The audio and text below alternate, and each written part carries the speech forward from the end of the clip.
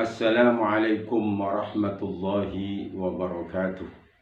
Alhamdulillah wassalatu wassalamu ala Rasulillah wa ala alihi wa sahbihi wa mawalah amma ba'du. Para jemaah Bapak Ibu yang kami muliakan, kemarin kita sudah berbicara tentang ihram serta hikmah daripada ihram dan mengapa kita dianjurkan untuk mengenakan pakaian ihram yang berupa dua helai kain yang tidak boleh berjahit. Sekarang kita memasuki rukun haji yang kedua, yaitu wukuf. Wukuf di Arafah pada tanggal 9 Dzulhijjah. Rasulullah SAW bersabda, Al-Hajju Arafah. Haji itu puncaknya adalah Arafah. Jadi kalau ada orang tidak sempat wukuf di Arafah, maka hajinya batal. Arafah ini, maksud saya wukuf di Arafah ini dimulai sejak tergelincirnya matahari setelah salat zuhur dan berakhir dengan terbenamnya matahari. Jadi waktu setengah hari itu digunakan untuk wukuf. Wukuf itu makna letterleknya adalah diam. Diam di kawasan atau di perbatasan tanah Arafah, tidak di luar Arafah. Kalau wukuf di luar Arafah, maka wukufnya dipandang tidak sah. Tapi dalam hal ini insya Allah tidak akan keliru, sebab sudah ada batas-batas dan para jemaah sekalian ada pembimbingnya. Jemaah, bapak-bapak, ibu-ibu yang kami muliakan,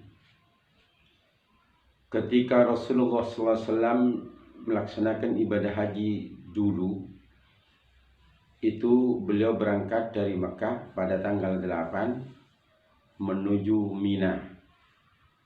Ini namanya paket tarwiyah. Di Mina beliau tidak melakukan apa-apa yang sifatnya khas. Bahkan beliau sholat 5 waktu itu dikosor tapi tidak dijamak. Jadi zuhur dikerjakan pada waktunya hanya 2 rakaat, asar begitu dan seterusnya. Nanti besoknya pagi setelah habis subuh, ya mungkin kalau kita di sini kira-kira jam 8, baru beliau berangkat menuju Arafah. Berangkat dari kenyataan ini, maka fuqaha sepakat menyatakan bahwa paket tarwiyah itu hukumnya sunnah. Dengan demikian banyak jemaah haji tidak berangkat pada tanggal 8, tapi berangkatnya tanggal 9 pagi. Tapi kalau dari Travel Adria sudah membiasakan diri berangkatnya tengah malam.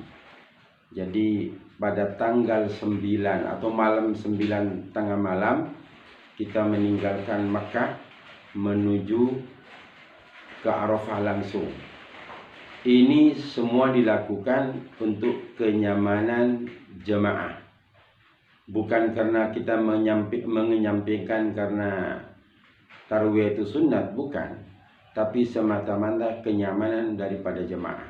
Sebab kalau kita berangkat tengah malam, insya Allah sebelum subuh sudah tiba di Arafah, lalu istirahat di kemah habis sholat subuh, terserah kepada jemaah.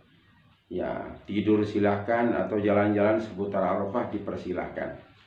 Tapi kalau ke tarwiyah dulu tanggal 8, ini akan menimbulkan kesulitan. Maksudnya kalau pagi hari berangkat, itu jemaahnya kan jutaan. Kalau terjebak macet, salah-salah sampai ke Arafah itu bisa asar. Ini salah satu kesulitan yang kemungkinan akan dijumpai, akan ditemukan karena memang banyak yang terjadi semacam itu. Jadi sekali lagi kalau di Adria berangkatnya tengah malam, lalu sebelum nyampe, dan pagi harinya langsung bisa istirahat. Nanti menjelang zuhur baru di halu-halu untuk mempersiapkan diri melaksanakan wukuf. Didahului dengan khutbah Arafah. Sebab Rasulullah SAW dulu memang begitu. Setelah sampai di Arafah, beliau membaca khutbah di suatu kawasan yang namanya Urna. Itu sekitar 5 kilo dari Arafah. Nah, kita sekarang ya tidak begitu. Kita sudah dalam kemah sejak pagi hari. Jadi didahului dengan khutbah, baru setelah itu muadzinnya azan untuk sholat zuhur 2 rakaat, ya. Lalu disambung dengan sholat asar 2 rakaat. Jadi mohon diingat, sholatnya dijamak dan dikosor. Jadi muadzin azan, setelah azan daru iqamah, lalu sholat zuhur. Selesai sholat zuhur 2 rakaat, iqamah lagi, lalu dilanjutkan dengan asar. Setelah asar sudah masuk waktu wukuf. Lalu apa yang dibaca selama wukuf? Tidak ada bacaan yang wajib. Hanya biasanya kami membaca talbiyah, baca sholawat, bahkan dipersilakan jamaah juga membaca Al-Quran. Akan tapi kebetulan saya punya kitab namanya Al-Hajju Fadail wa Ahkam. Ini ketika saya suan ke dalamnya Sayyid Muhammad bin Ali Al-Husaini, saya dapat hadiah buku ini. Ternyata di dalam buku ini ada wirid-wirid atau doa-doa yang sebaiknya kita baca waktu wukuf, yaitu baca Qul huwallahu ahad 100 kali, lalu ayat kursi 100 kali, dan inna anzalnahu fi lailatul qadri 100 kali. Khasiatnya adalah segala permohonannya insya Allah dikabulkan oleh Allah Subhanahu wa Ta'ala. Baiklah, saya ingin sekarang menyampaikan hikmah di balik wukuf.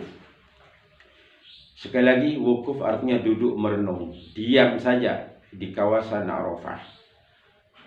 Arafah itu merupakan miniatur mahsyar, bahwa kelak setelah terjadi hari kiamat, semua manusia sejak dari zamannya Nabiullah Adam sampai zaman yang paling akhir akan dibangkitkan kembali oleh Allah dan dikumpulkan di suatu tempat yang namanya padang mahsyar. Arafah ini merupakan miniatur daripada mahsyar itu, sebab di tempat ini terkumpul juga seluruh manusia dari seluruh penjuru dunia yang berbeda sukunya, berbeda warna kulitnya, berbeda kebudayaannya, berbeda bahasanya. Di saat ini kita seharusnya merenung, mengingat bahwa kelak kita akan dikumpulkan di padang mahsyar.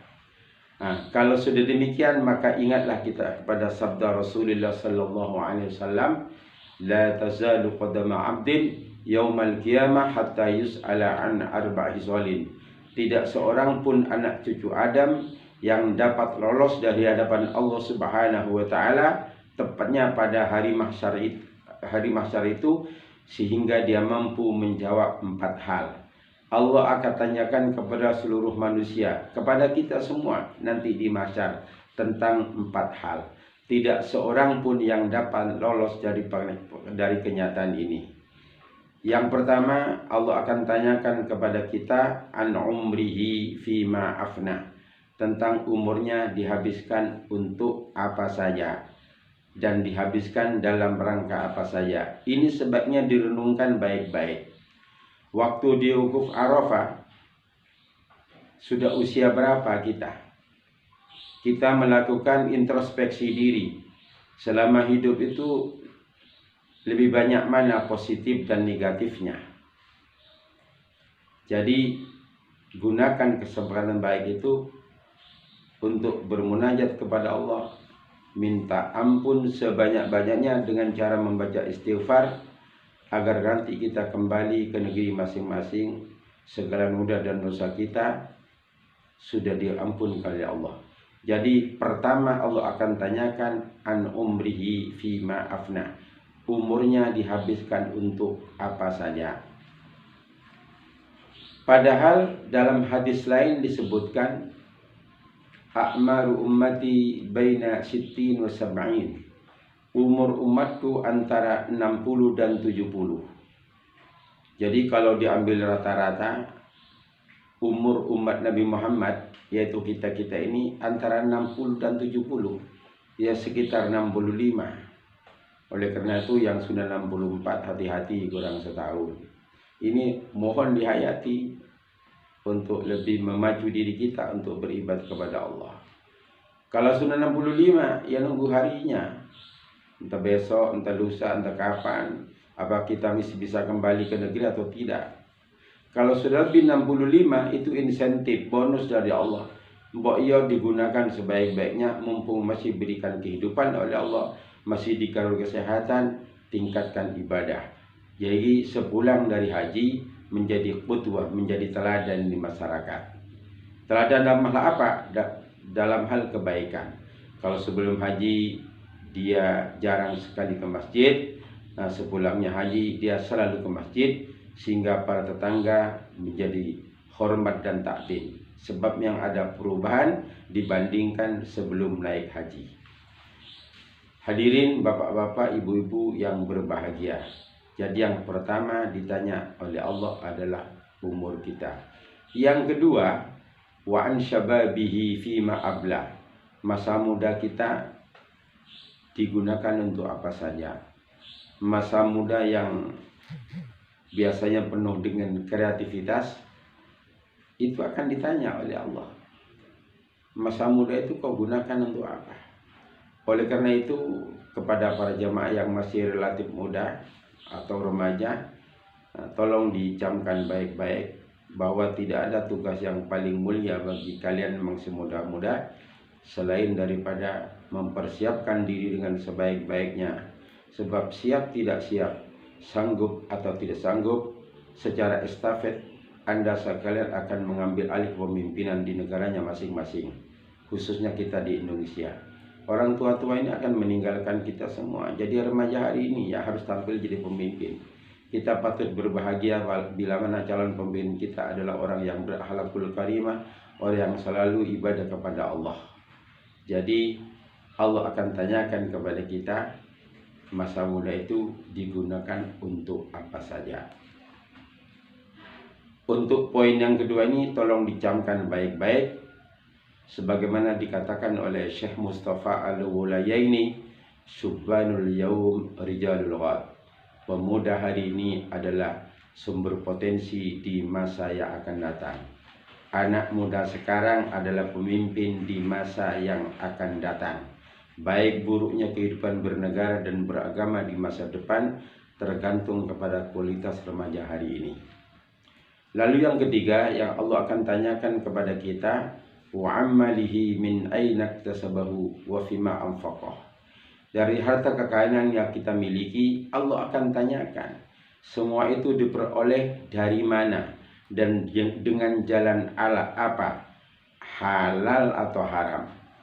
Baiklah kita berhusnudzon, berbaik sangka bahwa segala kekayaan yang ada di tangan kita, di tangan teman kita, itu masuk ke tangan kita dengan cara yang halal. Tapi persoalannya tidak berhenti di sini. Allah mesti akan tanyakan wa fima anfaqah, dan kemana didistribusikan, kemana diinfakkan. Jadi poin ketiga ini maksudnya masuknya ke tangan kita, menjadi milik kita melalui pintu yang halal. Jangan menghalalkan saja secara segala cara. Memang Islam menyuruh kepada kita agar di dunia ini bekerja secara maksimal, seolah-olah akan hidup untuk selama-lamanya, lalu beribadah secara sempurna, seolah-olah akan mati besok.